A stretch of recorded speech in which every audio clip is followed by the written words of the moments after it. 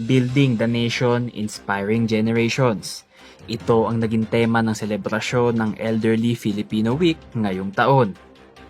Kaya bilang pakikiisa sa pagkilala ng di matatawarang kontribusyon ng ating mga lolo't lola, ikinasa ng lokal na pamahalaan ang Senior Citizen Officer for a Day, kung saan 38 senior citizen ang hahalili sa mga city officials, kabilang na ang mga department heads ng lungsod ng Baguio.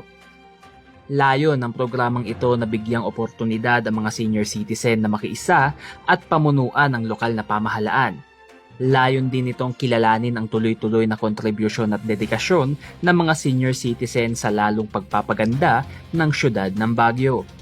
The contributions of the elderly like us in nation building can never be quantified in pesos and centavos. The emotional support we provided our children and grandchildren, which is the provision and receipt of care, love, trust, empathy, respect, and admiration from trusted individuals, which is us, the elderly, contributes to the well-being and effectiveness in life of the youth. Nagbigay din ng mensahe si Commissioner Mansilungan sa mga senior citizen tungkol sa pagdidisiplina ng kanilang mga apo.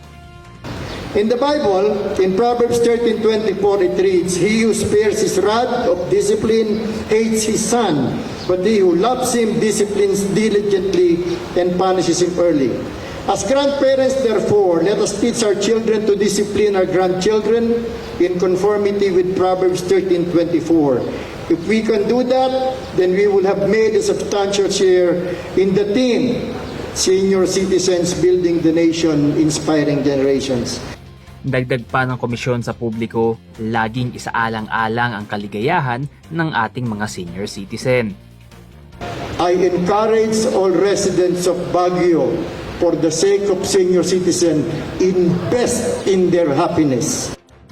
Ang Elderly Filipino Week ay ginugunita tuwing unang linggo ng Oktubre. Ito ay sa bisa ng Proclamation No. 470 na ipinatupad nitong 1994. Conan Gulapa para sa PIO, Baguio Balita.